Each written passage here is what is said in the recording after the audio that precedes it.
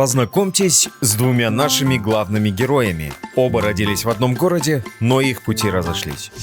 Это Айбек. Айбек целеустремленный и очень старательный. У него много хороших друзей. Он учится хорошо, потому что знает.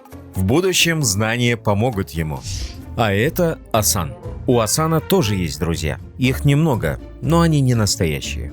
Они живут по уличным правилам, где каждый сам за себя. Они приучили Асана к плохим поступкам.